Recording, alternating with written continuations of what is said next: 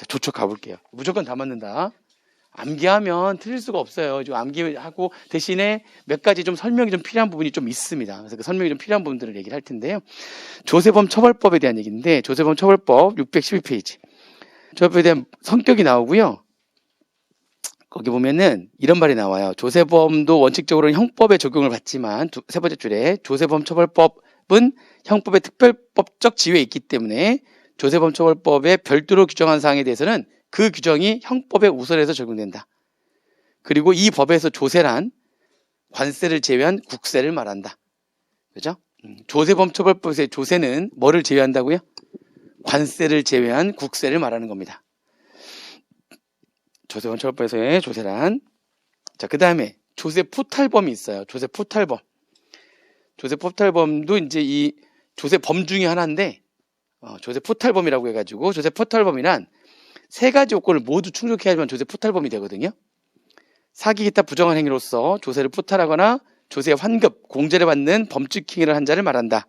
이는 조세범 가운데 조세 범죄자가 가장 대표적인 유형으로서 실질적인 탈세범에 해당하므로 조세범 처벌법에서는 조세 포탈범에 대해서 과중한 처벌 규정을 두고 있다. 일단은 실질적인 탈세범, 실질범이라는 것이 형식범이 아니라는 겁니다. 실질범이라는 거죠. 그러니까 다시 말하면은 그러니까 이게 실질범이기 때문에 실제로 잘못을 했었어야지만 돼요. 실제로 잘못을 해야지만 범죄자가 되는 겁니다. 조세 포탈범이라고 하는 거는 실질범이니까 실질적으로 잘못을 해야지만 됩니다. 그러니까 미수에 그치면 안 돼요. 형식범이 아니고 실질범이라는 거죠. 그래서 세 가지 요건을 모두 충족해야 됩니다. 첫 번째, 조세 포탈범이 되기 위해서는 사기나 기타 부정한 방법으로 조세를 포탈하거나 공제받거나 환급받아야 됩니다. 사기나 기타 부정한 방법이라고 하는 거는 뭐 이중장부, 거짓 증빙이나 거짓이란 말 들어가나 파기, 은닉, 조작, 은폐, 이런 말들이 들어가는 거 있죠? 그런 말들이 들어가는 것들이 전부 다 사기나 기타 부정한 방법이에요. 사기나 기타 부정한 방법 아시겠죠? 이중장부, 거짓 기장, 거짓 증빙 뭐 이런 것들, 거짓, 파기, 은닉, 조작, 은폐 이런 말들이 들어간 것들이 전부 다 사기나 기타 부정한 방법이고요. 그러한 방법을 통해서 조세를 포탈하거나 공제받거나 환급받아야 됩니다.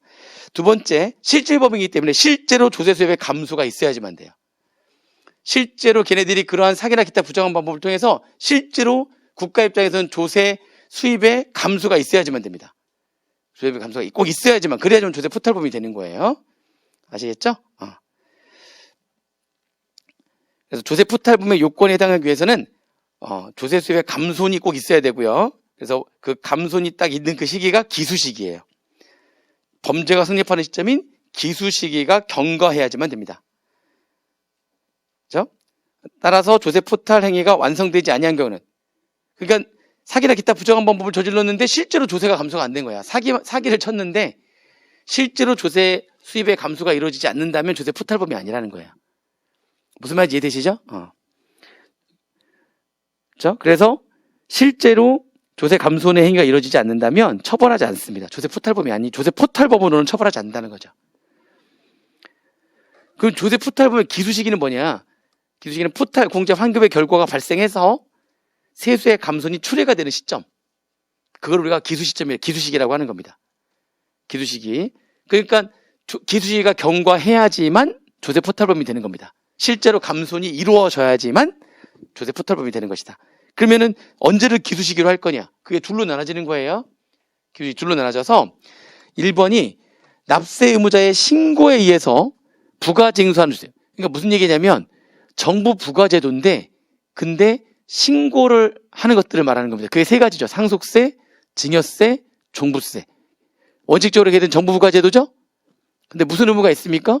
신고 의무가 있거나 신고를 선택할 수가 있는 거죠. 그 1번을 뺀 나머지 일반적인 상기 이외의 조세, 법인세, 소득세, 부가가치세 얘네들은 다 2번으로 가는 거고요. 신고납부 제도들. 1번은 정부 부가제도인데 신고하는 것들. 뭐 이렇게 생각하시면 되겠습니다. 그래서 신고납부 제도들의 경우에는 법인세나 소득세나 부가가치세 이런 것들은 신고납부 기한이 지난 때, 신고납부 기한까지 신고납부를 제대로 안 했으니까 지금 조세 감손이 발생한 거 아닙니까? 신고 납부 기한이 지나면 기수시기가 되는 거고요. 그 다음에 정부가 제도인데 신고하는 것들, 상속세, 증여세, 종부세는 원칙은 해당 세목의 과세 표준에 대한 정부의 결정 또는 조사 결정은 한 후에 그 납부 기한이 지난 때. 무슨 얘기죠? 이거는 뭐를 보냈다는 얘기죠? 납부 고지서를 보냈다는 얘기고요. 납부 고지서에 납부 기한이 지난 때가 기수시기가 됩니다. 기수시기가 됩니다. 근데 예외적으로 납세무자가 조세를 포탈할 목적으로 법에 의한 과세 표준에 신고를 하지 않음으로써 해당 세목의 과세 표준을 정부가 결정 또는 조사 결정할 수 없는 경우에는 해당 세목의 과세 표준에 신고 기한이 지난 때. 아니, 상속세 같은 경우에는 신고를 안 하면 과세 관청에서 그걸 알아내는 게 엄청 어렵다니까요. 신고가 이게 어떻게 협력 의무잖아요. 신고를 해야 그때부터 조사가 들어가는 거기 때문에 신고를 하지 않으면은 알 수가 없어요. 그렇죠? 네, 그런 경우에는 신고 기한이 지난 때입니다. 신고납부 제도랑 마찬가지로. 아시겠죠? 그렇게 보시면 됩니다. 그게 이제 납세무자가 조세를 포탈의 목적으로 세금 포탈하려고 상속세 신고를 안 한 거죠.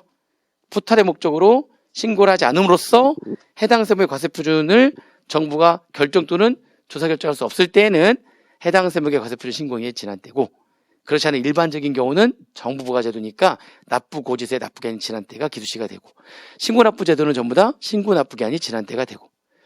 자, 그게 기수시가 됩니다. 실제로 조세 감순이 있어야지만 되고요.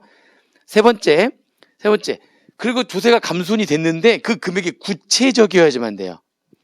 그 금액이 포탈세액이 구체적으로 확정되어야지만 됩니다. 일반적으로 이 조세 포탈범한테 처벌할 때는 포탈세액의 몇 배를 벌금으로 물리거든요. 그러니까 포탈세액이 정확히 얼마인지 알아야, 그게 확정이 돼야, 그래야지만 처벌을 할 수가 있기 때문에 그렇습니다. 아시겠죠? 그래서 포탈세액이 확정이 돼야 됩니다. 포탈세액이 확정이 돼야 된다. 그 다음에 이런 조세 포탈범에 대한 처벌, 기본적으로 2년 이하의 징역 또는 포탈세액의 2배 이하의 벌금을 부과합니다. 그렇게 부과를 하는데, 가중형량이라고 그래가지고요. 가중형량은 둘 중에 하나에 해당하잖아요. 둘 중에 해당하면 3년 이하의 징역 또는 포탈세액의 3배 이하 벌금으로 늘어나요. 그 둘 중에 하나가 뭐냐? 포탈세액 자체가 5억 이상이거나, 또는 포탈세액이 3억 이상인데 내가 신고해야 될 금액에서 포탈한 금액이 차지하는 비율이 30% 이상. 포탈세액 3억 이상 앤드 전체 신고할 금액 중에 포탈한 세액이 차지하는 비율이 30% 이상이거나, 아니면 포탈세액 자체가 5억 원 이상이라면 가중형량, 우리가 가지고 3년 이하의 징역 또는 포탈세액의 3배 이하의 벌금을 내게 돼 있습니다. 그리고 이러한 조세 포탈범은 정상에 따라, 그러니까 상황에 따라 징역형과 벌금형을 병과할 수 있다. 무슨 말인지 아시겠죠? 병과라는 게 징역 몇 년에 벌금 얼마 이렇게 같이 부과할 수 있다고요. 이게 징역 몇 년 또는 벌금 얼마에 처한다라고 되어 있을 때 병과 규정이 없으면은 두 개가 동시에 되지 않고 그렇게 써 있지만 징역형만으로 처벌하거나 벌금형만으로 처벌하게 되어 있는 거예요. 병과할 수 있는 경우에만 징역형과 벌금형을 동시에 처벌할 수가 있는 겁니다. 아시겠죠? 조세 포탈범은 병과가 가능합니다.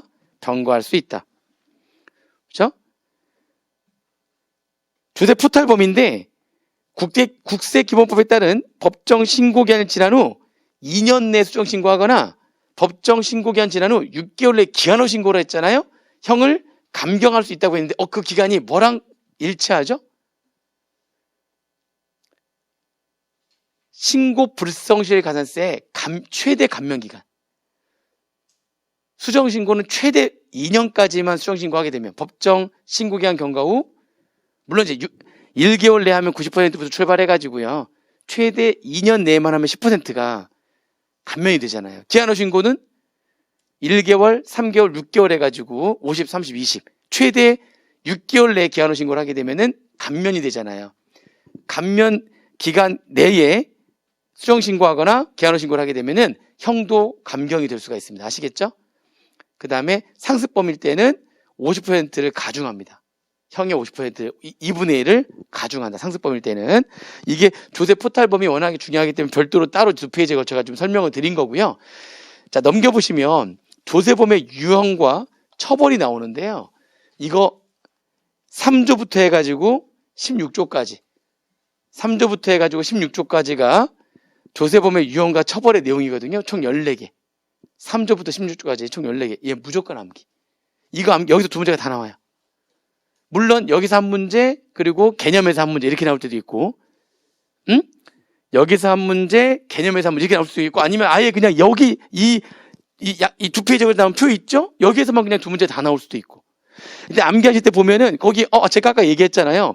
병과할 수 있는 징역 몇 년에 벌금 얼마라고 되어 있는데 옆에 보니까 징역과 벌금을 병과할 수 있는 건 4가지밖에 없네요. 지금 보니까.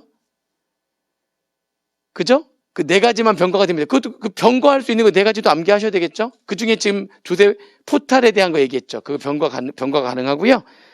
그죠? 그 다음에 10조는 2개가 있는데 10조 2개 중에서 밑에 거 우리 부가가치세법에서 공부했을 텐데 거리도 없이 세운계한서라도 발급했거나 뭐 이렇게 하는 것들은 굉장히 큰 잘못이다. 그러면서 걔네들은 부가가치세법에서 또 가산세가 제일 높다 3%로 그러면서 걔네들은 조세범 처벌법에서 처벌도 받는다.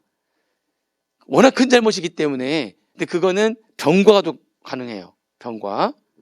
그리고 마지막 15조 16조는 해외 금융계좌와 관련해가지고 2개의 지금 조세범이 있거든요.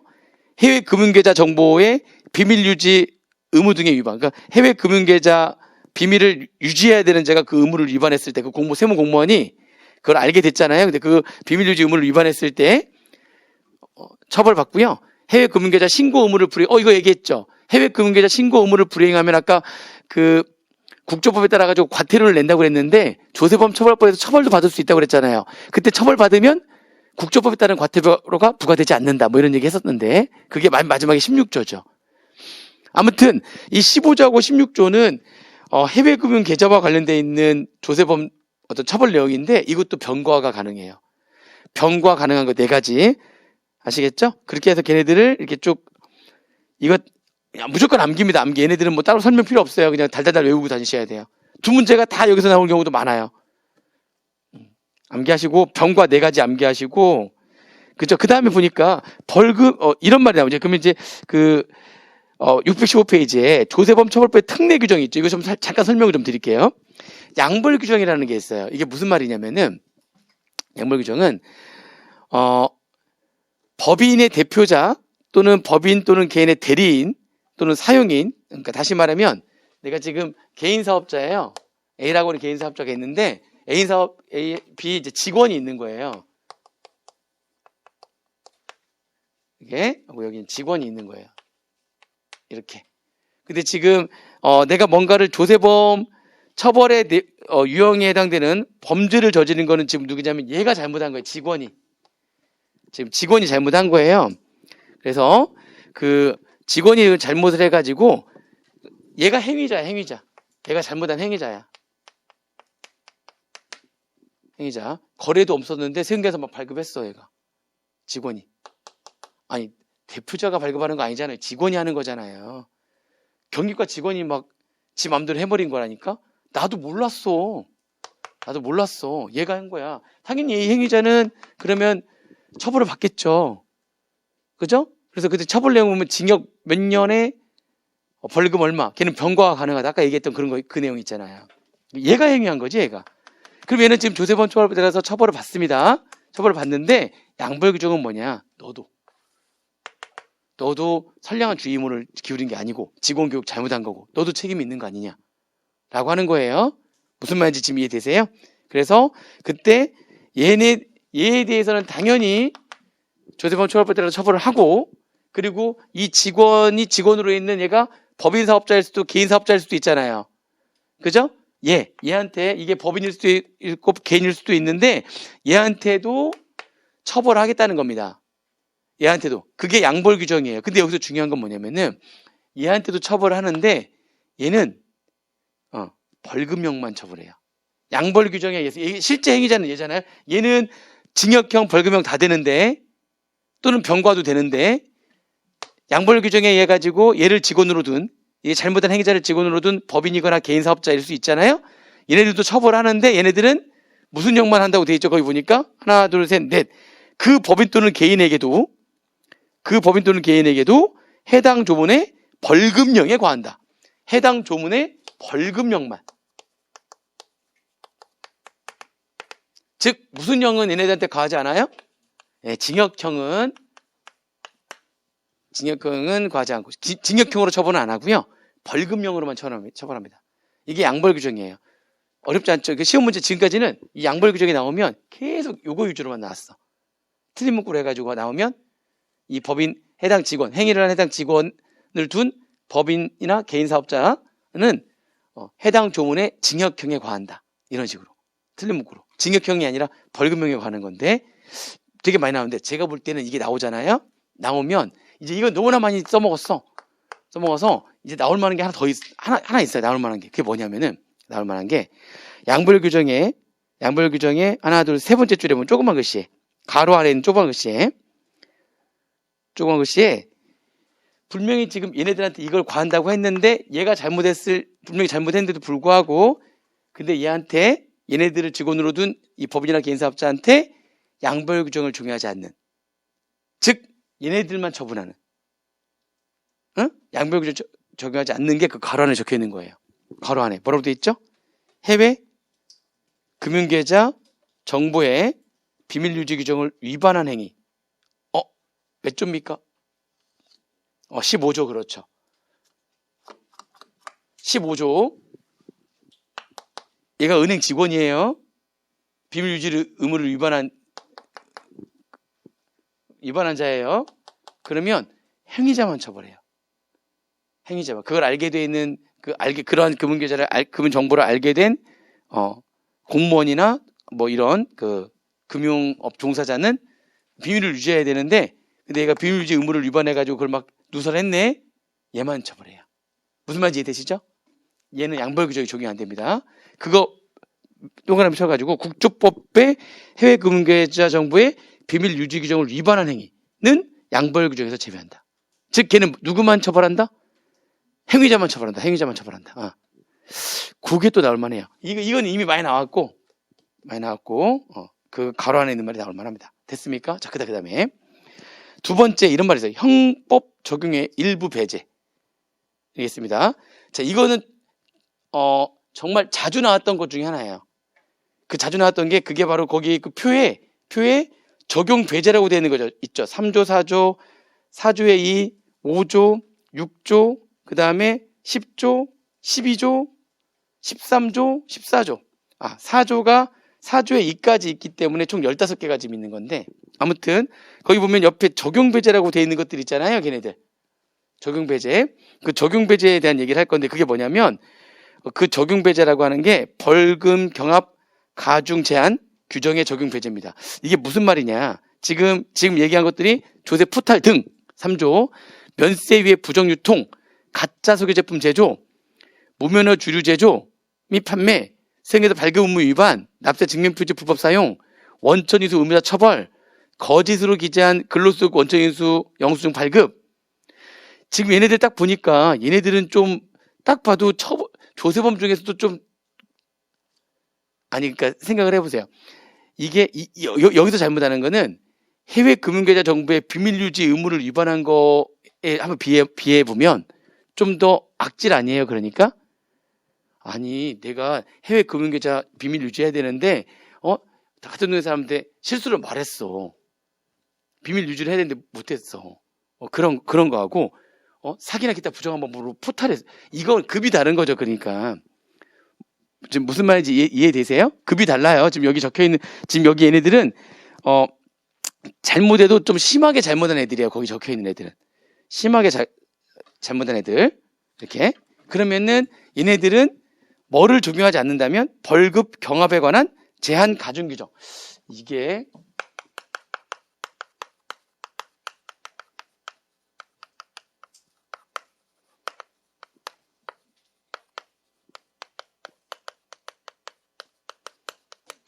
얘네들을 적용하지 않는데요. 이게 무슨 말이냐면은 이게 형법에 있는 내용인데 예를 들어서 한번 들어볼게요. 간단하게 한번 들어볼게요. 이게 지금 거래도 안 했는데 세금계에서 발급하게 되면 그게 아까 10조가 지금 그 적용 배제가 지금 들어가 있잖아요. 그 안에 10조. 거래도 안 했는데 세금계에서 발급한 거야. 거래도 근데 그게 하나가 아닌 거죠. 하나가 아닌 거. 그러니까 예를 들면은 내가 지금 그 거래도 안 했는데 한 게 공급가액으로 해가지고 뭐 예를 들어서 얼마로 할까요? 그러니까 10억짜리 하나가 있었고요. 그 다음에 하나는 얼마짜리 있으면은 8억짜리로 이렇게 할까요? 두 개를 지금 거래도 안 했는데 지금 가짜 세금계산서를 발급해버린 거예요. 이렇게.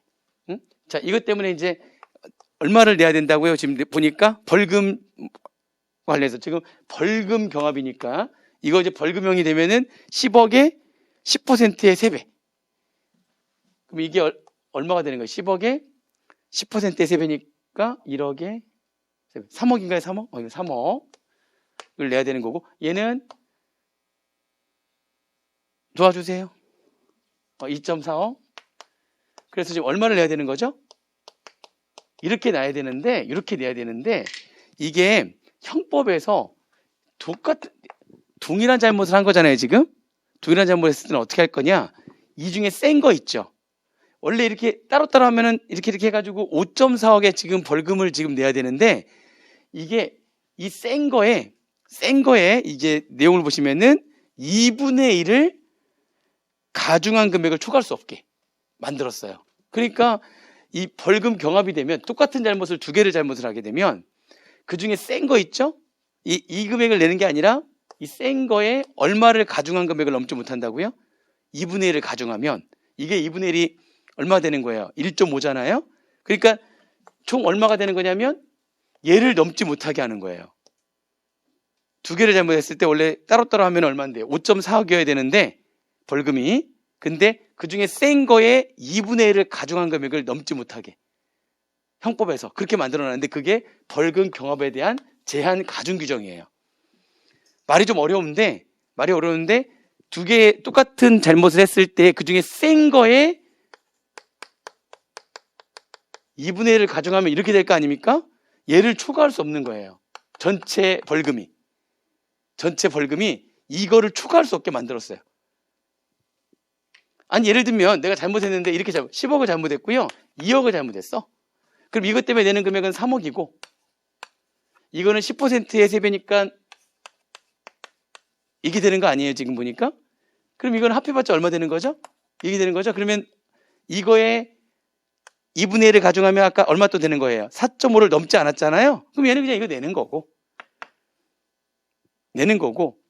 얘는 이거에 2분의 1을 가중한 금액을 넘어가 버렸잖아요, 지금 이렇게 되면. 그러면 얘를 초과할 수 없게 만들었다고요.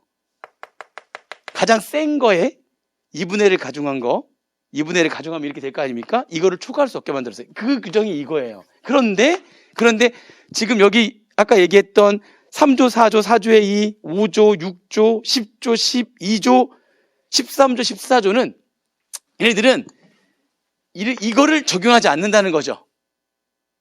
이렇게 제한을 둔 거를 적용하지 않는다는 거예요. 무슨 말인지 이해되십니까? 그러면 얼마를 내게 하겠다는 겁니까? 그렇죠. 이걸 내게 하겠다는 겁니다. 얘는 좀 이 형법에 우선 적용된다고 그랬잖아요. 형법에 의하면 이런 규정이 있지만 조세범처벌법에서 벌금 경합 가중 제한 규정 적용을 배제하겠다는 얘기는 이거를 넘지 못하게 하겠다는 규정을 적용하지 않겠다는 거기 때문에 넘어도 이걸 그냥 내게 하겠다는 겁니다. 심한 잘못이니까 제한을 두지 않겠다는 거예요. 그러니까 뭔 얘기인지 이해되세요? 그래서 이것도 여기 있는 걸 암기하자. 이 적용 배제가 되는 게 뭐냐? 벌금 경험에 관한 제한 가중 규정을 적용하지 않는 좀 심한 잘못들 이렇게 봐가지고 걔네들 암기를 하셔야 됩니다. 이것도 가끔 나오니까 이게 아닌 나머지 거 하나 집어넣어가지고 문제가 나오니까 보시면 돼요. 아시겠죠? 자, 그 다음에 3번 무슨 말인지 이해되시죠? 지금 이게 3번에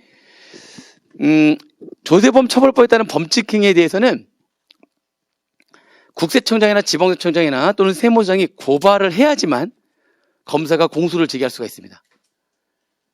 그렇죠? 국세청장, 지방세청장, 세무장의 고발이 없으면 검사는 공소를 제기할 수 없다. 고발이 있어야지만 되는 거예요. 아시겠죠? 자, 그 다음에 넘겨보시면은 공소시효 언제까지 그러면은 공소를 제기할 수 있냐? 그 공소시효를 경과해버리면은, 공소시효가 지나버리면은 공소를 못 하는 거죠. 그죠? 공소시효는 언제까지냐? 그런데, 3조부터 14조까지는 공소시효가 7년으로 돼 있어요. 그러니까 7년 내에 공소를 해야 되고요. 7년이 지나면은 공소를 못 하는 거예요. 처벌을 못 하는 거죠, 그러니까. 근데 몇 조가 없죠, 지금? 15, 16조에 대한 공소시효가 없어요. 왜 그러냐면, 이게 이유가 있는 게, 이 15조하고 16조는 가만히 보시면은, 이게 성격이 그러니까 범칙자에 대한, 범죄자에 대한 처벌이라기보다는 약간 과태료 성격이에요. 성격이, 그러니까 15조하고 16조는 이게 일반적인 의무를 위반한 거에 따른 과태료 성격이에요. 그러니까 범죄에 대한 형벌의 성격이 아니라 느낌이. 그러니까 아까 어디도 있고 국주법에서 과태료에도 있고 여기 지금 조세범 처벌법에도 들어와 있고 막 이런단 말이죠. 의무를 위반한 거에 따른 과태료 성격에 더 가깝습니다. 다시 말하면 범죄에 대한 형벌 성격이 아니기 때문에 공소시효가 존재하지 않는다. 이렇게 생각하시면 되겠습니다. 그러니까 어떻게 형벌의 성격이 아닌 거야. 형벌의 성격은 언제까지 공소를 제기하지 않으면 그러면은 소멸되는 건데, 얘는 엄밀하게 이야기하면은 조세범 처벌법에 들어와 있긴 한데 성격은 과태료 성격이라는 거죠. 막 범죄에 대한 형벌의 성격이 아니라는 거죠. 그러다 보니 공소시효가 존재하지 않는다. 이렇게 생각하시면 되겠고요. 그 다음에 양벌 규정에 따라 양벌 규정 아까 지웠네. 양벌 규정에 따라 가지고 직원인 행위자가 잘못을 하게 되면은 그 직원을 둔 법인이나 개인 사업자도 벌금형에 과할 수 있다고 아까 얘기했었잖아요. 그 조문에 따른 벌금형에 과한다. 그걸 우리가 양벌 규정이라고 얘기했죠. 그렇죠? 그런데 잘 보세요. 양벌 규정에 따른 행위자가 그 행위자는 아까 직원을 말하는 거죠. 그러니까 양벌 규정에 따른 그 행위자는 직원을 말하는데 그 직원이 진짜 잘못한 거야. 뭐죠? 특정 범죄, 가중처벌 등에 관한 법률에 적용을 받는데요. 그러니까 잘못을 했는데 특정 범죄, 가중처벌에 의한 법률에 적용을 받는 잘못을 해버린 거야. 진짜 잘못한 거거든. 그러면 이거는 그렇게 되면은 법인 그렇게 됐을 때 이 행위자가 아닌 누구죠? 이 행위자가 아니라 양벌 규정을 적용받는 이 직원을 둔 법인, 개인 사업자 아니에요. 법인만 특별히 공소시효를 10년으로 했습니다. 나머지는 공소시효가 다 몇 년인데요?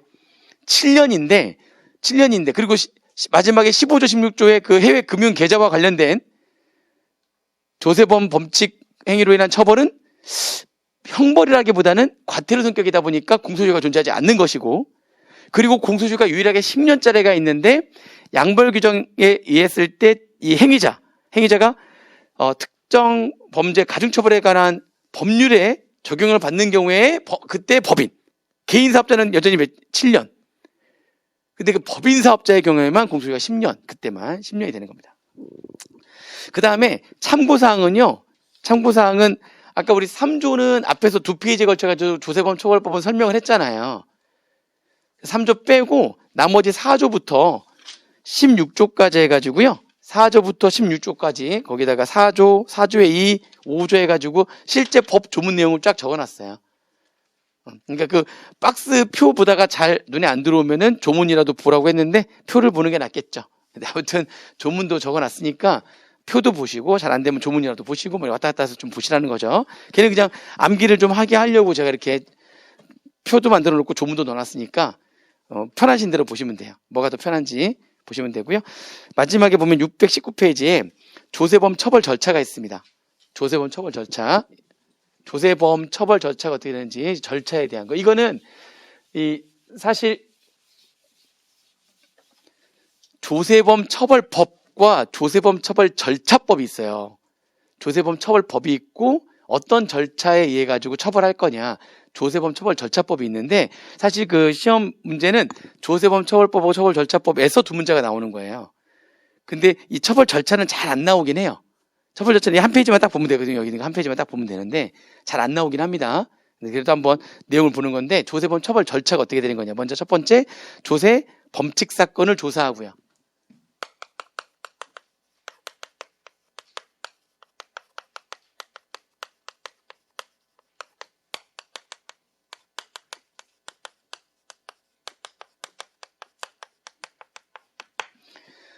일단은 조세 범칙 사건을 조사를 합니다. 내용을 보시면은 조세범 혐의가 있는 사건에 대해서 범칙 행위에 관한 증빙을 확보해서 범칙 사실 유무 및 범칙 행위자를 확정하는 절차를 말한다. 이러한 조사 종료 후에 심증을 얻지 못한 때에는 무혐의 처리하고 압수 물건을 해제하여 하며 범칙에 대한 심증을 얻는 때에는 통고 처분을 해야 된다.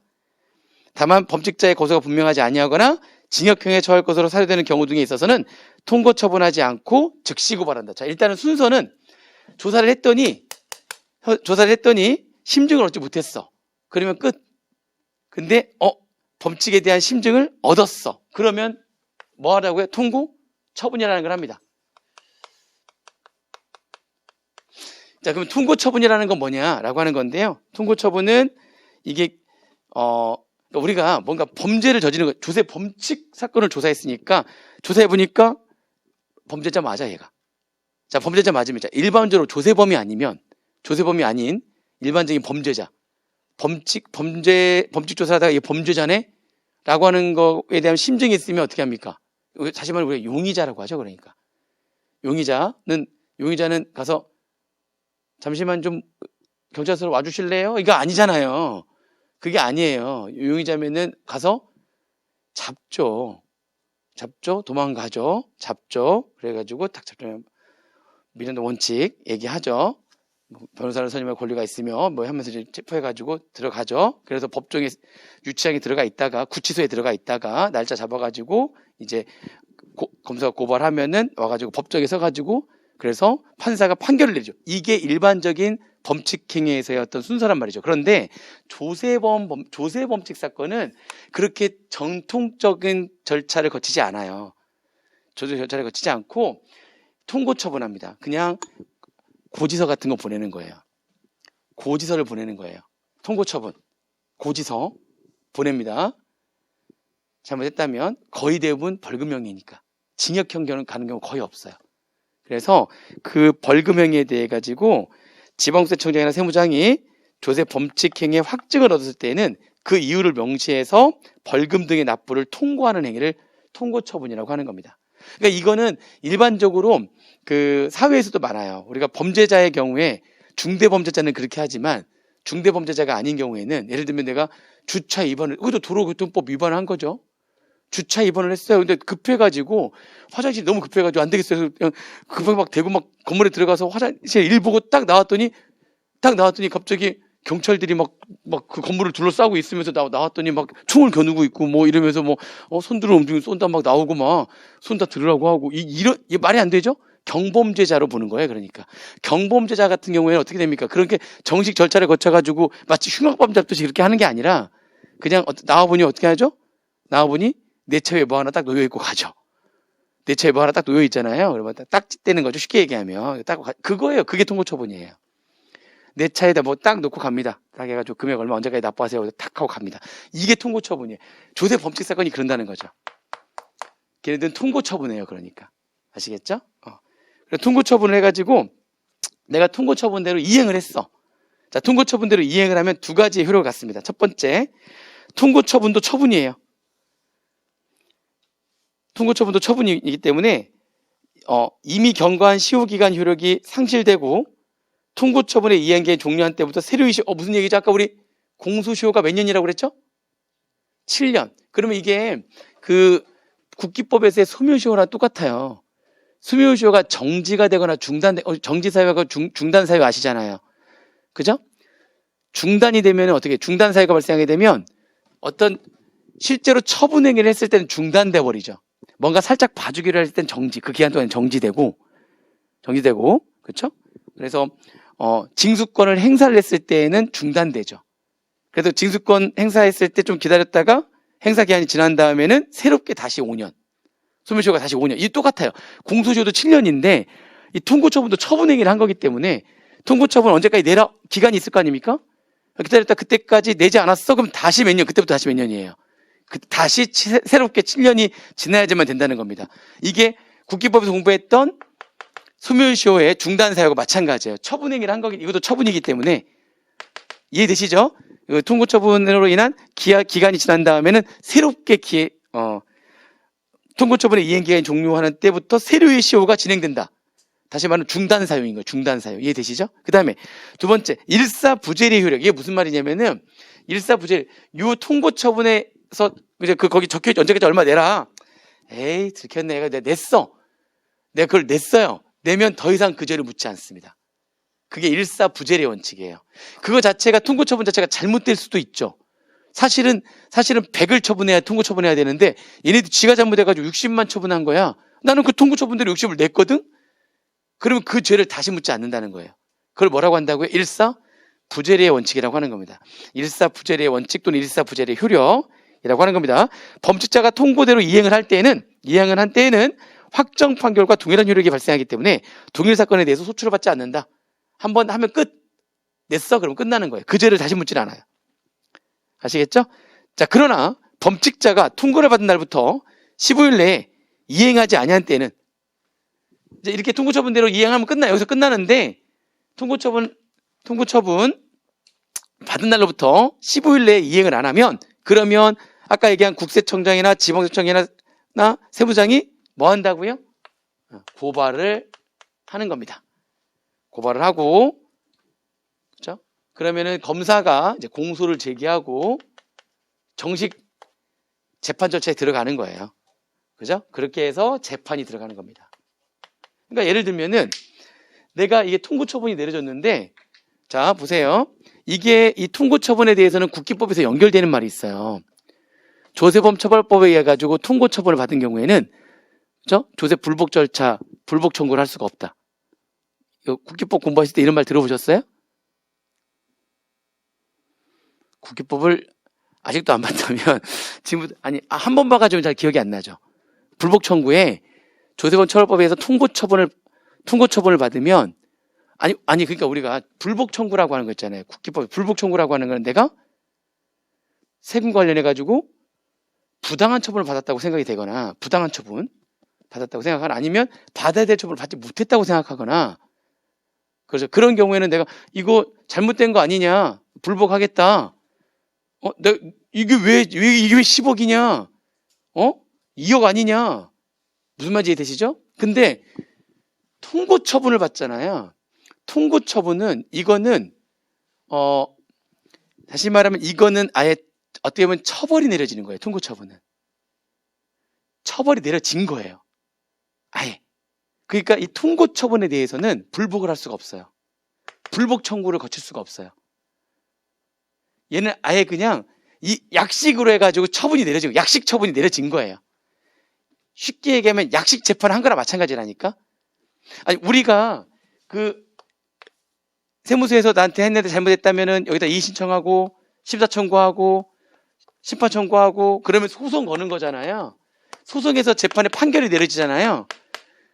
그 판결이 내려진 거에 대해서 이의 신청한다고요? 안 되잖아, 이게. 이게 판결이 내려진 거라니까요, 이게 아예. 처벌이 내려져 버린 거야, 아예 이거는. 이건 처분이 아니라 엄밀하게 말은 처분인데 실제로 이건 처벌이 내려진 거예요. 약식 처벌이 내려진 거라고요. 이해되십니까? 여기까지 간 거나 마찬가지라고요. 근데 이거에 대해서 이거 난 불복하겠다. 뭐냐, 이거 난 이거 말이 안 된다. 불복하겠다. 해서 불복 청구를 할 수가 없다고요. 그럼 이건 어떻게 하느냐? 통고처분은요. 그래도 내가 난 이거 아닌데. 이거 말이 안 되는데. 응? 말이 안 되는데.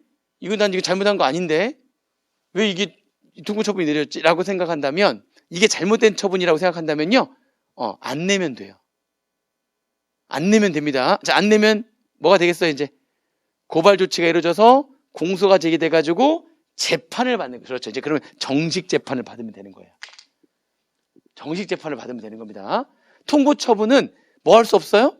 통고처분은 말은 처분이지만 처벌이에요. 처벌이 내려진 거기 때문에 불복 청구를 할 수가 없습니다. 통고처분은. 그래서 통고처분에 대해서 나 이거 말이 안 되는데? 이게 말이 돼?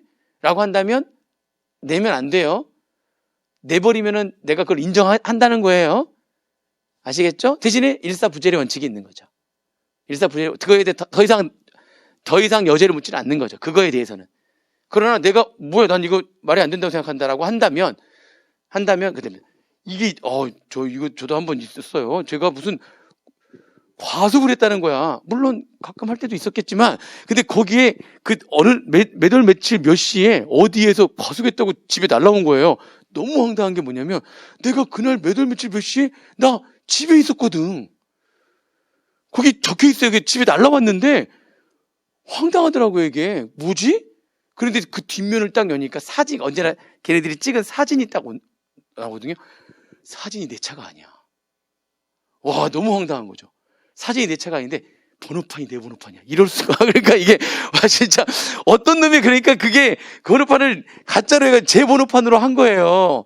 그러니까 그게 등록되어 있는 건 내 차니까 가짜 번호판을 누가 쓴 거야. 와, 골 때리더라고요. 그래서 내가 지금 뭐가 날라왔죠, 지금?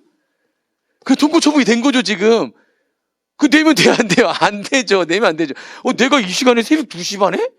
나 이때 자고 있었는데 뭐지? 막 그냥 되게 황당한 거야. 와이프가 나한테 어디 갔었냐고 그러는 거예요. 그래서 나한테 야, 그날 나 집에서 그러네. 이제 와이프도 이제 그날 와서 집에 있었는데, 와, 진짜 황당하더라고요. 내면 돼요, 안 돼요? 안 되죠. 고발됐겠네요. 그렇죠.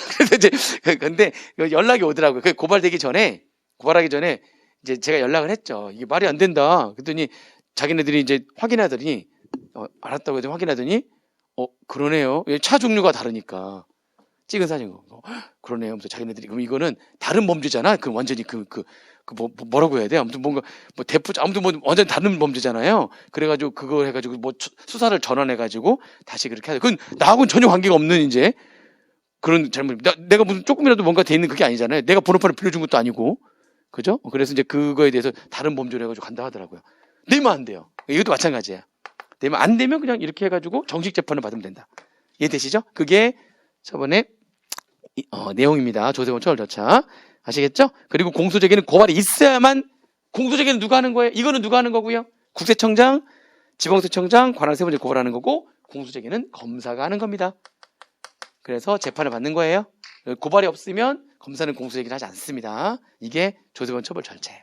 그래서 이런 이제 이론적인 거 하고요. 이론적인 거는 이제 이해를 좀 하시면 되고, 조세원 처벌법은 아까 얘기한 그 2페이지를 딸딸딸 외우시면 됩니다. 근데 이제 이론적인 게 나올 수도 있고, 가끔 나오기도 하고, 아니면 그 2페이지에서 다 나오기도 하고. 무조건 암기하세요. 아시겠죠? 무조건 암기하시고 하면은 가성비가 좋으니까 됐습니다. 이번에는 1차 시험이 조금 여유가 있잖아요. 평년에 비하면은 조금 여유가 있긴 합니다. 이번에는 한 달 정도 여유가 더 있죠. 그래서 지금 남아있는 게 2달 반 넘게 남은 거 아닌가요? 2달 반 넘게 남았죠? 2달 반? 그러니까 이게 그 마지막 2달 반인데 너무 조급하게 마음 먹지 말고요. 그리고 정말 꼭 하고 싶은 건 뭐냐면, 마지막에 가면 갈수록 많이들 실수하는 것 중에 하나가 뭐냐면, 너무 문제 위주로 공부를 한다는 거죠. 문제 위주로 공부하는 건, 문제 풀이 하는 거는 확인하는 겁니다. 확인. 마지막에 가면 갈수록 내용을 더 보셔야 되는 거예요. 내용을 더 보시고 문제로는 확인하는 겁니다. 그래서 문제집에 있는 문제를 나중에 다 풀지 마시고요. 한 번은 다 풀었잖아요. 지금 진도대로 계속 풀고 있다면 체크를 해두시는 거예요. 체크를 해가지고 여기에 대표적인 문제들만 잘 체크해가지고 마지막에도 내용을 보고 대표적인 문제들을 풀으면서 확인하고, 비슷한 문제를 몇 문제 푼다고 실력이 느는 게 아니에요. 실력이 느는 거는 내용을 봐야지 실력이 느는 거고요. 문제풀이는 확인하는 거니까 대표적인 문제 표시를 해놓고 그걸 확인하시면 됩니다. 문제를 10문제를 푸는 것보다 내용을 한 2번 정도 더 확실하게 풀고, 문제는 관련된 문제 2개를 푸는 게 시간은 비싸게 걸릴지 모르겠지만 후자가 훨씬 더 실제 시험장에 도움이 많이 됩니다. 내용을 많이 보셔야 된다는 거 아시겠죠? 마지막까지 너무 문제 위주로 가면 안 됩니다. 그만 잘 정리하시고 하시면, 문제풀이는 확인하는 거라고 그랬어요. 물론 문제풀이도 어느 정도 필요하지만 내용 정리를 등한시하고 이기면 안 된다는 거죠. 마찬가지입니다. 그렇게 해서 열심히 하시면은 1차 시험 잘 보실 거고요. 1차 시험 보면 합격하시면 하루만 쉬었다가 바로 들어가셔야 돼요. 세무사 시험은 동차나 유예나 3차나 실력이 거기서 거기거든요. 그건 무슨 말이에요? 유예를 하거나 3차 한다고 해서 실력이 막 올라가는 게 아니에요. 유예하면 막 올라갈 것 같지만 아닙니다. 유예생들한테 물어보세요. 똑같아, 이런 얘기 많이 합니다. 그 얘기는 동차 때랑 똑같다는 거죠. 그러니까 그 남은 기간 동안에 또 막 쏟아보면 동차도 충분히 가능한 시험이니까. 올해도 동차생들 나왔거든요. 동차생들, 순수 동차생이 올해도 몇 명 나왔고 했으니까 매년 나와요. 회계사 시험은 순수 동차생이 많지 않은데 세무사 시험은 학원에서도 꼭 몇 명씩 나오거든요. 할 수 있으니까 그렇게 마지막까지 좀 최선을 다해서 공부하시고요. 2차 때 또 세무 얘기할 때 또 내용 또 같이 보도록 하겠습니다. 이걸로 마칠게요. 수고하셨습니다.